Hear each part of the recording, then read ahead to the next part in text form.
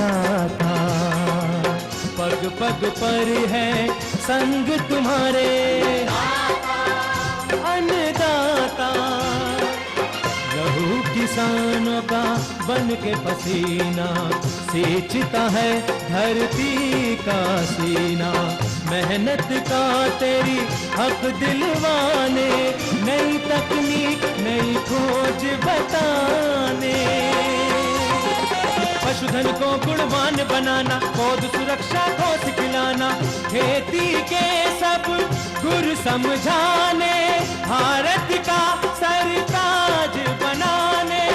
आठों पहर है संग तुम्हारे अन्नदाता, अन्नदाता। नमस्कार, मैं हूं नीलू। आप सभी दर्शकों का अन्नदाता कार्यक्रम में स्वागत करती हूं। हर रोज की तरह कार्यक्रम में लेकर आई हूं खेतीबाड़ी से जुड़ी हुई बहुत सी लाभकारी जानकारियां। तो चलिए सबसे पहले देखते हैं क्या है विशेष आज के कार्यक्रम में। ऊसर भूमि में बायो फॉर्मुलेशन द्वारा फसलों में आशातीत उपज लेने के लिए तकनीकी सलाह। सफल पशुपालक ने लाखों का मुनाफा कमाने के लिए कैसे किया डेयरी का प्रबंधन।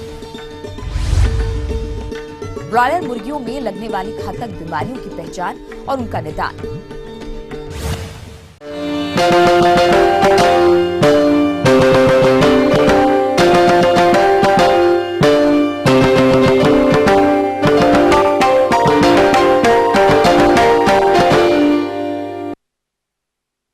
किसान भाइयों, जैसा कि आप लोग अवगत हैं कि अपने प्रदेश का अधिकांश भूभाग ऊसर भूमि से ग्रसित है और इस तरह की समस्याओं से जिन किसान भाइयों की भूमि ग्रसित है तो उन्हें चिंता करने की कोई आवश्यकता नहीं, क्योंकि वो बायो फॉर्मुलेशन के प्रयोग से अपनी ऊसर भूमि में फसलों की खेती करके आशा के अनुरूप उपज की प्राप्ति कर सकते हैं। तो बायो फॉर्मुलेशन है क्या तथा इसे आप प्रयोग कैसे करेंगे, इन सभी पहलुओं पर जानकारी के लिए आपके बीच उपस्थित हैं केंद्रीय मृदा लवणता अनुसंधान संस्थान लखनऊ के वरिष्ठ वैज्ञानिक डॉक्टर संजय अरोड़ा। देखिए, जो ऊसर भूमि है या लवणग्रस्त मृदाएं हैं, इनको हम जिप्सम के द्वारा तो सुधार ही सकते हैं, पर जिप्सम के अलावा हम लोगों ने कुछ ऐसे जीवाणुओं की खोज की है जो कि लवण सहनशील हैं, और लवण सहनशील होने के साथ साथ ये पौधों की वृद्धि में काम करते हैं। केंद्रीय मृदा लवणता अनुसंधान संस्थान के क्षेत्रीय अनुसंधान केंद्र लखनऊ ने ऊसर भूमि में फसलों की पैदावार बढ़ाने के लिए अनेक विपरीत परिस्थितियों को ध्यान में रखते हुए धान, गेहूं, चारा, सब्जी और दलहनी फसलों के लिए एक जीवाणु की खोज की है जो कि तरल रूप में उपलब्ध है। ऊसर भूमि में जहां अन्य प्रजाति के जीवाणुओं की खाद कम असरदार रहती है, वहीं ये जीवाणु की खाद बहुत लाभदायक होती है। इन जैव फॉर्मुलेशन के प्रयोग से फसल उत्पादन की वृद्धि के साथ मृदा स्वास्थ्य बनाए रखने में भी काफी सहायता मिलती है। इस जीवाणु की 2 किस्म विकसित की गई है, हेलो अजो और हेलो पीएसबी, जिसका प्रयोग आप ऊसर से प्रभावित मृदा में कर सकते हैं। किसान भाई, एक बात का विशेष ध्यान रखें कि इस तरल जैविक उर्वरक का प्रयोग रासायनिक खाद और कीटनाशक दवाओं के साथ मिलाकर ना करें। आइए इसके प्रयोग पर विस्तार से जानते हैं। जैसे कि हेलो एजो और हेलो पीएसबी नामक 2 हमने बायो फॉर्मुलेशन तैयार किए हैं जो कि किसानों को हम उपलब्ध करा रहे हैं। ये ऊसर भूमि में जहाँ लवण की मात्रा ज़्यादा होती है वहाँ भी ये अपना कार्य सुचारू रूप से करते हैं। हेलो एजो नामक जो बायो फॉर्मुलेशन है, ये तरल उसमें उपलब्ध कराया जा रहा है और जो कि पौधों में हवा से नाइट्रोजन को इकट्ठा किया जाता है और जड़ों में उसकी उपलब्धता बढ़ाई जाती है और इसके कारण पौध की वृद्धि ज़्यादा होती है। अभी जैसे कि खरीफ का सीज़न आया है और किसान भाई धान लगाएंगे, धान में इसका उपयोग अगर करते हैं तो नर्सरी से लेकर उसकी जो आगे तक की ग्रोथ स्टेजेस हैं या जो उसकी पूरी क्रिया है वो उसमें ये नाइट्रोजन बहुत कामयाब तरीके से उसकी वृद्धि में मदद करेगा। और ऐसे ही हेलो पीएसबी है जो कि ज़मीन में जो कि फास्फोरस पड़ा है पर उसकी घुलनशीलता कम होने के कारण वो उपलब्ध नहीं हो पाता पौधों को। तो अगर इसका इस्तेमाल जैविक तरीके से हम जीवाणुओं के द्वारा घुलनशील बना दें और पौधों को उपलब्ध हो जाए तो ऊसर भूमि में ये दोनों तत्व जो कि नाइट्रोजन और फास्फोरस की उपलब्धता बढ़ जाएगी और पौधों की विकसित होने में ज़्यादा असरदार रहेगा। ये जो तरल हमने जैविक जीवाणु खाद बनाई है, ये जैविक फार्मूलेशन, ये 100 ml में हम लोग अभी उपलब्ध करा रहे हैं। तो 100 ml 1 एकड़ के बीज के लिए मतलब उपयुक्त है। और इसमें हम क्या करते हैं, अगर बीज का हम इसका ट्रीटमेंट करना चाहते हैं तो ये 100 ml को हम 100 ml को हम जो 1 एकड़ के बीज की मात्रा होती है उसको इस पर लेपित कर देते हैं और शाम को करें, जिससे कि सुबह तक वो सूख जाए थोड़ा बहुत, और उसके बाद उस बीज को हम डायरेक्ट लगा सकते हैं फील्ड में। और दूसरा तरीका है कि इसको हम अगर आपने जो आपके धान की रोपाई करनी है, रोपाई से पहले आप जब नर्सरी लगा लें, नर्सरी लगाने के बाद जो नर्सरी होगी उसको हम इसमें डुबोएं। तो उसके लिए हम क्या करते हैं कि 100 ml वाला जो ये हम द्रव दे रहे हैं उसको हम 10 लीटर पानी में घोल लें और जितनी भी जड़ें हैं हम लगाने से पहले उनको इसमें डुबो दें। तो आधे घंटा 1 घंटा अगर डूबे रहेंगी तो उसके बाद अगर हम रोपाई करते हैं तो ये जीवाणु उसके साथ लग के चले जाएंगे। तीसरा इसका तरीका है कि हम इसको मृदा में कैसे इसको लगाएं। तो मृदा में डायरेक्ट लगाने के लिए हम इसको 100 ml को 1 एकड़ के लिए 50 किलो तक की गोबर की खाद ले लें, थोड़ी सड़ी हुई, और उसमें इसको अच्छी तरीके से मिला दें और पड़ा रहेगा ये 2 दिन अगर, तो इसमें ज़्यादा अच्छी एक दुर्गंध भी आएगी और 2 दिन बाद आप इसको खेत में फैला सकते हैं और ये अपना कार्य सुचारू रूप से करेगा। ये हेलो एजो और हेलो पीएसबी ये अभी हम लोग हमारे संस्था द्वारा चलाया जा रहा है और हम यहीं बना रहे हैं। अभी हाल ही में ये शुरू किया है और इसके जो असर हमने किसानों की फील्ड में देखा है वो बहुत अच्छा आया है।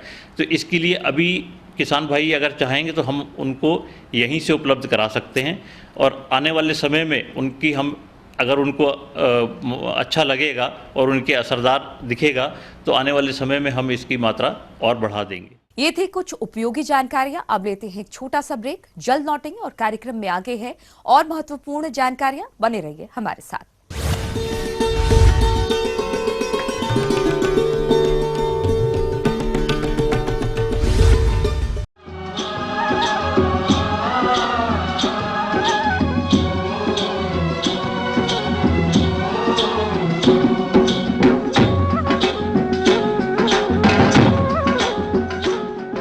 ब्रेक के बाद एक बार फिर से आप सभी दर्शकों का अन्नदाता कार्यक्रम में स्वागत है। बढ़ते हैं अगली प्रस्तुति की ओर।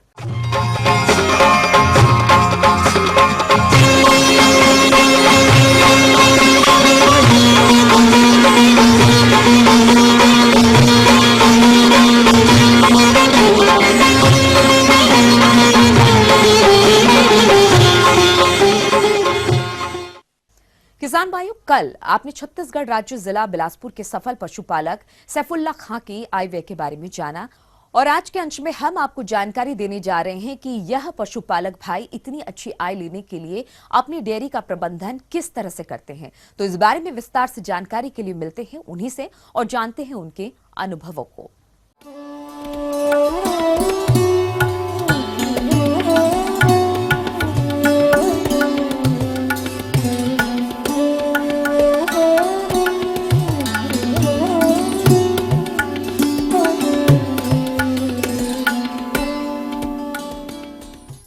डेयरी व्यवसाय को सफल बनाने के लिए इस नौजवान पशुपालक ने सर्वप्रथम अपने दुधारू पशुओं की आवास व्यवस्था किस प्रकार से की है, इस बारे में जानते हैं उन्हीं से। आवास व्यवस्था यहाँ की हवा का जो डायरेक्शन है उस हिसाब से ईस्ट टू वेस्ट फ्लो होती है हवा, उस हिसाब से हमने यहाँ का डिज़ाइन किया हुआ है। साथ साथ हमने खाने पीने की हर एक जो एनिमल है या गाय है उसको उनके हिसाब से रहन सहन उनका दिया है। पीने की और खाने की व्यवस्था अंदर में जो कोटना कहलाता है या खाने का टब होता है इनका, ये हर एक जानवर के लिए अलग अलग बना हुआ है। दाना उनमें उनका अलग अलग जाता है और पानी भी साफ 24 घंटे सर्कुलेट होके फिल्टर होके उन्हें दिया जाता है। और स्प्रिंकलर वगैरह सब ऊपर पे इंस्टॉल किए हुए हैं। स्प्रिंकलर के साथ साथ फैन हैं, पंखे हैं, कूलर हैं और डक सिस्टम वगैरह सब चीज़ इंस्टॉल किया गया है। मैट हमने इनको इनकी कंफर्टेबिलिटी के लिए दिया हुआ है, आराम इन्हें मिलता है, ये इनका वजन भी इस पे आराम से आ जाता है। साथ साथ ये मास्टाइटिस जो रोग होता है, थनैला बीमारी कहते हैं उसे, तो उससे ये बचाव करता है और उठने बैठने में इन्हें ज़्यादा सहायता और आराम मिलती है। डेयरी व्यवसाय की सफलता मुख्य रूप से पशु के आहार प्रबंधन पर निर्भर करती है। इसीलिए ये पशुपालक भाई अपने पशुओं को कितनी मात्रा में संतुलित आहार देते हैं, साथ ही साथ ये अपने पशुओं की देखरेख किस तरह से करते हैं, आइए जानते हैं। प्रबंधन मेरा दिन सुबह 2:30 बजे से चालू होता है और इसकी प्रक्रिया कटिया डालने से पहले शुरुआत की जाती है। कटिया डालने के बाद उन्हें उनका दाना दिया जाता है जिसे कॉन्सेंट्रेट फीड कहा जाता है। चना चुनी, चोकर, बिनौला खली और अखरी जो गर्मी में थोड़ा सा ठंडा इन्हें रखती है और साथ साथ इनका दूध जो है वो उनका बढ़ाने में काम आता है। और खलियाँ और मक्का खली ये सब जो हैं वो एक अनुकूल मात्रा में मिला के मैं उन्हें हर 1 लीटर के पीछे आधा किलो या ½ kg दाना हम देते हैं उन्हें। साथ साथ मैं इनको जो हरा चारा है, हरा चारा पे मैं ज़्यादा ध्यान देता हूँ। हरा चारा ही इनके लिए ज़्यादा मुनासिब और बेहतर पाया गया है और ये उन्हें ज़्यादा प्लेटेबिलिटी मिलती है। उन्हें खाने में, पचाने में उनका गोबर, उनके दूध पे काफ़ी अच्छा हरे चारे का प्रभाव पड़ता है और साथ साथ इनका दूध भी हरे चारे से 100% ये श्योर है कि उससे बढ़ता है। साथ साथ खिलाने पिलाने के लिए मैं इन्हें मिनरल सप्लीमेंट भी इन्हें कॉन्सेंट्रेट पे देता हूँ। कॉन्सेंट्रेट के साथ साथ कटिया, हरा चारा जिसमें हरे चारे की मात्रा ज़्यादा मैं देता हूँ और उसके बाद कैल्शियम का भी सप्लीमेंट देता हूँ। बॉडी से जब मिल्किंग होती है तो 0.03 ग्राम्स के आसपास कैल्शियम इनके बॉडी से रिड्यूस हो जाता है, तो वो उस चीज़ को फुलफिल करने के लिए मैं हर एक इंडिविजुअल एनिमल को दूध के हिसाब से कैल्शियम और मिनरल प्रोवाइड करता हूँ सप्लीमेंट के तौर पे। उसके साथ साथ गाभिन गाय को उनके लिए अलग प्रबंधन है। गाभिन गाय लोगों को मैं खास किस्म का थोड़ा सा रख रखाव देता हूँ। उन्हें लूज काविंग पेन पे मैं रख देता हूँ और जब 7 महीने की वो हो जाती हैं तो मैं इनका दूध रोक देता हूँ। दूध रोकने के बाद मैं इनका जो बॉडी मेंटेनेंस है वो आहार देता हूँ कि उन्हें मैं हरा चारा ज़्यादा देता हूँ और कटिया वगैरह थोड़े से कम मात्रा में देता हूँ। कॉन्सेंट्रेट उनका बॉडी मेंटेनेंस के हिसाब से रहता है, जैसे 1.5 किलो सुबह और 1.5 किलो शाम, एक लगभग 3 किलो रहता है। साथ साथ मैट वगैरह की जो उपलब्धता है उनके लिए मैं बिल्कुल वो बना देता हूँ और उसके बाद जो इनका कैल्शियम है, कैल्शियम सप्लीमेंट बढ़ा देता हूँ। कैल्शियम से वो 9 महीने 9 दिन के आसपास वो अपना बच्चा दे देती हैं। बच्चा देने के बाद जो होता है कि इन्हें साफ़ सफाई ज़्यादा सही तौर से दी जाती है। उन्हें टॉवेल वगैरह से साफ़ किया जाता है। साफ़ करने के बाद उन्हें माँ का दूध पहला जो होता है कोलेस्ट्रम या उसे पीयूष कहते हैं हम यहाँ छत्तीसगढ़ में, सो वो दिया जाता है और साथ ही साथ 24 घंटे के अंदर धीरे धीरे उनका कोलेस्ट्रम गाय के थन से हम निकालते हैं।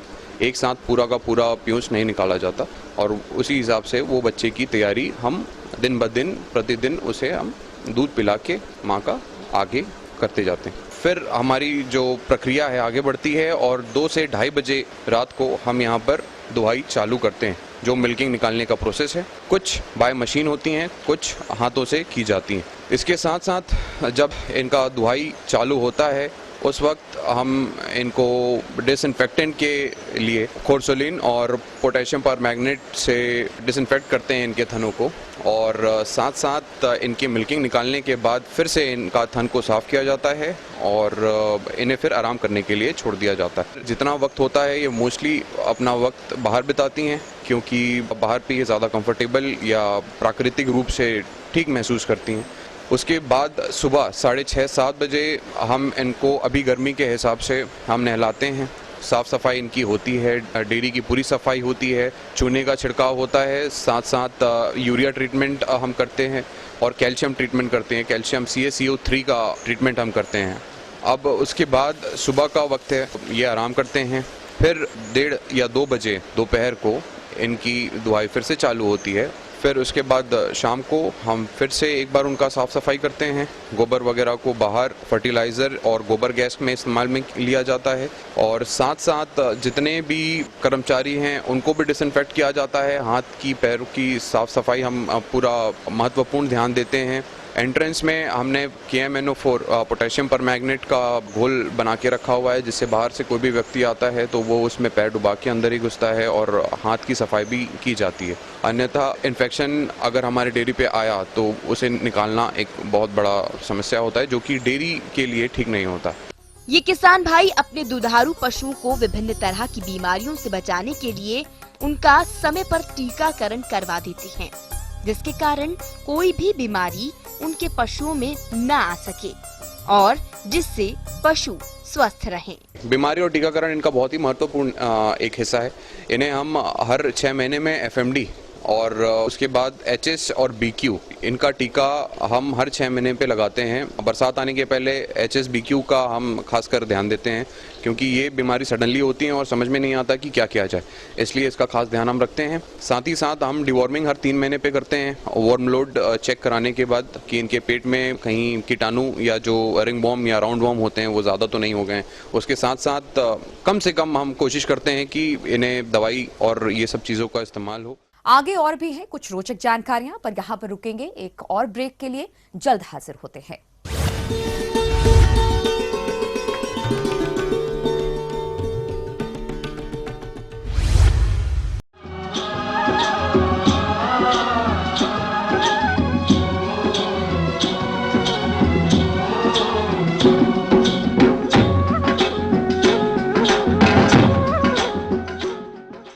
ब्रेक के बाद आप सभी दर्शकों का स्वागत है। चलिए अब रुक करते हैं अगली कड़ी की ओर।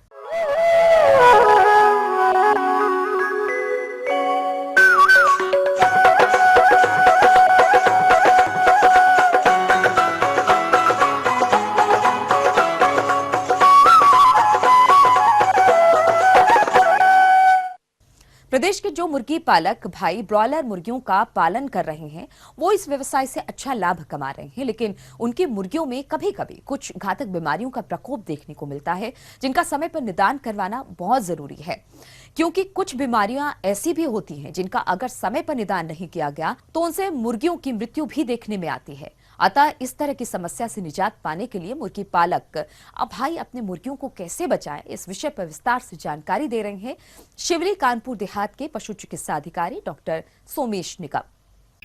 आज आपको ब्रॉयलर फार्मिंग के विषय में बताऊंगा और ब्रॉयलर फार्मिंग में भी मुख्य जो 2 अपनी बीमारियां हैं ब्रॉयलर्स की, उनके बारे में हम बताएंगे। पहली बीमारी होती है जो RD की होती है, रानीखेत डिजीज बोलते हैं।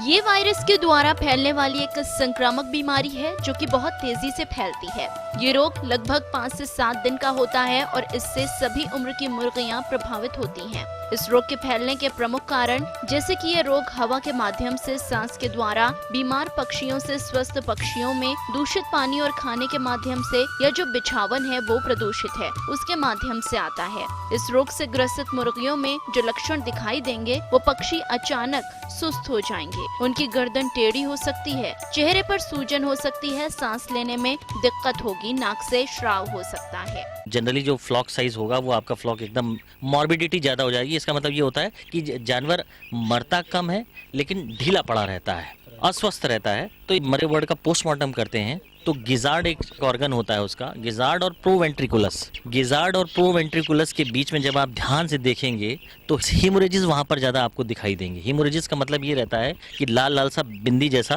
खून के धब्बे वहां पर दिखाई देंगे प्रोवेंट्रिकुलस और गिजार्ड के बीच में। जो इसकी खाने की नली है, जहां पर दाना तो यहाँ स्टोर होता है, दैट इज कॉल्ड क्रॉप, उसको कहते हैं क्रॉप।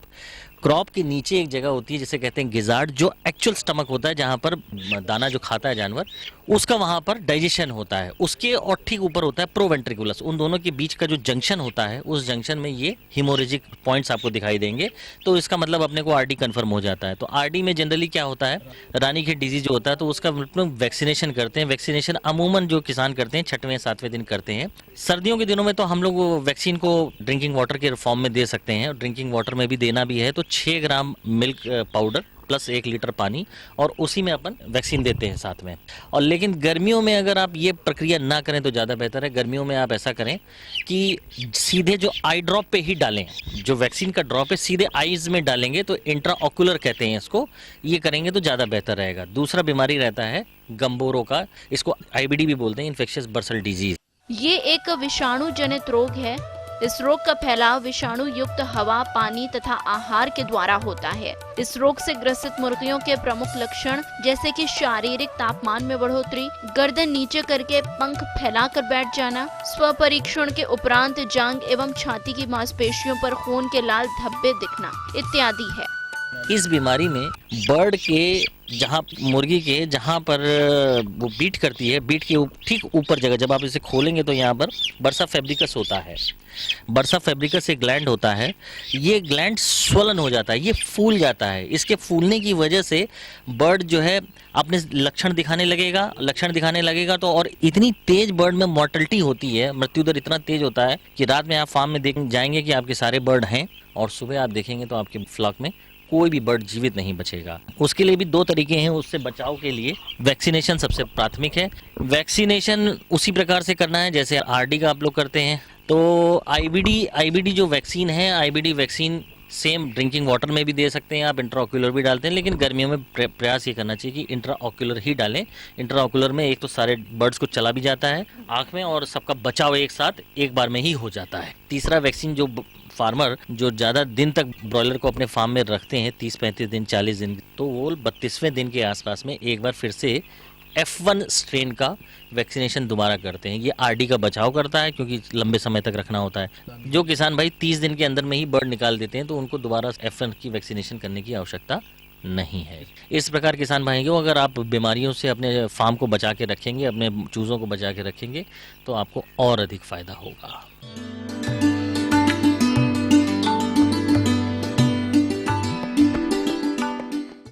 अन्नदाता हेल्पलाइन निशुल्क फोन संपर्क सेवा के माध्यम से आपके द्वारा पूछे गए कृषि से जुड़े प्रश्नों में से 1 या 2 महत्वपूर्ण प्रश्न को हम अपने कार्यक्रम में शामिल करते हैं। इसी के तहत आज का चयनित प्रश्न और उसका जवाब इस प्रकार है। अन्नदाता निःशुल्क फोन संपर्क सेवा के माध्यम से पूछे गए प्रश्नों में से आज हमने जिस प्रश्न को कार्यक्रम में शामिल किया है उससे पूछा है ढोलारा मुजफ्फरनगर के कृषक शशि मोहन सैनी ने। यह मेंथा का तेल निकालने वाले आसवन यंत्र के बारे में संपूर्ण जानकारी चाहते हैं। तो शशि मोहन सैनी जी, आपकी जानकारी हेतु प्रस्तुत है कार्यक्रम का यह अंश। देखिए, मेंथा का तेल तो किसान भाई कई तरीके से निकालते हैं। आमतौर पर बड़ी सस्ती किस्म की जो यूनिट है उसमें किसान भाई अपना खर्चा बचाने के लिए जो कंडेंसर है वो बहुत खराब क्वालिटी का इस्तेमाल करते हैं। मेंथा की खेती में लाभ को देखते हुए बहुत से किसान भाई बड़े क्षेत्रफल पर इसकी खेती करने लगे हैं और इस वर्ष भी इसका रकबा काफी बढ़ा है। लेकिन किसानों के सामने एक समस्या रहती है तेल निकालने वाले मशीन की, क्योंकि अच्छी मशीन न मिलने के कारण फसल से उचित मात्रा में तेल प्राप्त नहीं हो पाता है। साथ ही तेल की गुणवत्ता भी ठीक नहीं होती है। केंद्रीय औषधीय एवं सुगंध पौधा संस्थान लखनऊ द्वारा एक आसवन मशीन का विकास किया गया है, जिसमें ईंधन की बचत के साथ तेल भी शुद्ध और अधिक मात्रा में प्राप्त होता है। तो ये मशीन कैसे है किसानों के लिए लाभकारी, आइए जानते हैं। और इसमें जो सबसे बड़ा फायदा है किसानों को, वो कंडेंसर बदला गया है। कंडेंसर जो ये होता है, इसमें जो ठंडा करने की प्रक्रिया है वो बहुत अच्छी होती है। बाकी इसकी ये भट्टी है और ये भट्टी है इसकी, और इसमें यहाँ आग लगा दी जाती है और इसको किसी भी तरह से गर्म किया जा सकता है। लकड़ी से भी किया जा सकता है, डीजल से भी किया जा सकता है, कोयले से भी गर्म किया जा सकता है, और अंदर बॉयलर ऑपरेटेड यूनिट्स भी हैं। लेकिन ये जो यूनिट है इसको पूरा फील्ड स्टेशन यूनिट कहते हैं। अब इसमें जो यूनिट है इसमें 5 कुंटल मेंथा एक बार में आ जाता है, और इसमें नीचे से आग लगा के ये जो गर्म किया जाता है, और गर्म करने के बाद ये कंडेंसर में चला जाता है। कंडेंसर में पानी और तेल दोनों इकट्ठा होके यहाँ नीचे आ जाते हैं। तेल ऊपर चला जाता है और पानी नीचे रह जाता है, उसको फेंक दिया जाता है। तो ये बहुत ही आसान यूनिट है। इस यूनिट का लगाने का सबसे बड़ा फ़ायदा ये है कि इसमें कंडेंसिंग की जो प्रक्रिया है वो बहुत अच्छी होती है। दूसरा क्या है कि इसमें सेफ्टी के सारे इंतजाम हैं जो आम टंकियों में नहीं होते, जिससे कि किसानों को जान माल का खतरा होता रहता है। और जान माल का खतरा होने का जो मेन कारण होता है कि ज़्यादातर उनके जो कंडेंसर होते हैं वो कॉइल टाइप होते हैं, उनमें जो हमारा प्रेशर के साथ घास फंस जाती है, साग फंस जाती है। तो जब पिछला पीछे प्रेशर मारता है तो कभी कभी टंकियाँ फटने की घटनाएं होती रहती हैं। यहाँ पर टंकियाँ फटने की अगर ऐसी टंकी का इस्तेमाल करें तो घटनाएं होने की बिल्कुल संभावना नहीं है। ये सबसे बड़ा लाभ है। इसके अलावा जो दूसरे लाभ हैं कि समय कम लगता है, ईंधन कम लगता है और आपका जो तेल है वो रिकवरी कम से कम 20 से 30% ज़्यादा होती है। अब किसान भाई जो सोचते हैं कि ये महंगी है, ये जो मेंथा की टंकी लगाने में खर्चा कुछ नहीं है, खर्चा केवल लोहे के वजन का होता है और लोहे जितना मोटा लगवाएंगे उतना ज़्यादा दिन चलेगा। अगर इस तरह का लोहा, इस क्वालिटी का लोहा लगवाएंगे तो उनको हो सकता है कि वही टंकी 10 साल चल जाए और बार बार पतली टंकी वो लगवा लेते हैं, वो मालूम पड़ेगा 3 साल में बदलनी पड़ रही है। तो किसान भाइयों को ये सोचने की ज़रूरत है कि हम एक बार बढ़िया मजबूत मोटे लोहे की लगवा के उसका इस हिसाब से सोचें कि हमारे को लंबे समय तक कौन सी महंगी पड़ी और कौन सी सस्ती पड़ी, किस में जोखिम ज़्यादा था, किस में फ़ायदा ज़्यादा था। तो कुल मिला के सारा आंकलन अगर किसान भाई करेंगे तो ये फायदेमंद होगी हर हालत में। किसान भाइयों, आपको इस मशीन के कार्य प्रणाली के बारे में पूरी जानकारी दी गई। यदि आप ये मशीन लेना चाहते हैं तो केंद्रीय औषधीय एवं सगंध पौधा संस्थान लखनऊ में संपर्क करें।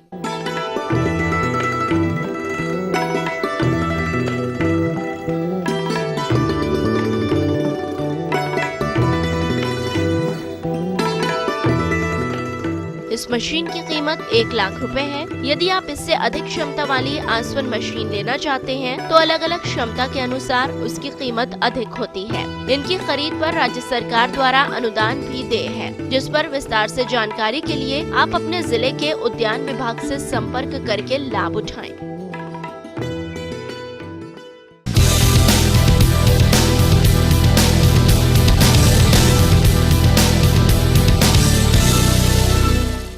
राज्य की विभिन्न मंडियों में कृषि उत्पादों के चढ़ते उतरते बाजार भाव की संक्षिप्त जानकारी इस प्रकार है।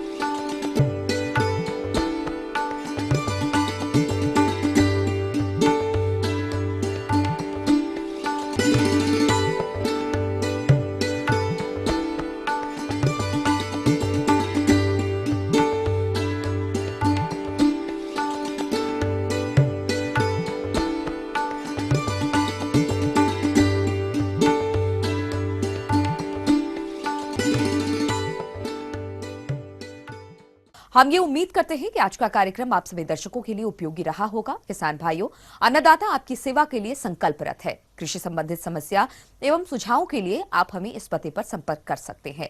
प्रोड्यूसर अन्नदाता, ETV Uttar Pradesh Uttarakhand, Ramoji film city Hyderabad 501512। साथ ही आप हमें ईमेल भी कर सकते हैं। हमारा ईमेल है annadaata.up@etv.co.in। इसके अतिरिक्त आप हमें निशुल्क हेल्पलाइन नंबर 1800108459 पर सोमवार से शनिवार सुबह 10 से शाम 4 बजे के बीच संपर्क कर सकते हैं। अब आइए देखते हैं कल दिखाए जाने वाले कार्यक्रम की मुख्य झलकियां। अधिक लाभ प्राप्त करने के लिए गर्मी के मौसम में कैसे करें मुर्गियों की देखरेख। कृषि आदानों को खरीदते समय ध्यान देने योग्य जरूरी बातें। फिलहाल अन्नदाता की पूरी टीम को इजाजत दीजिए। कल फिर इसी समय आपसे मुलाकात होगी कृषि संबंधी कुछ और महत्वपूर्ण जानकारियों के साथ। तब तक के लिए नमस्कार।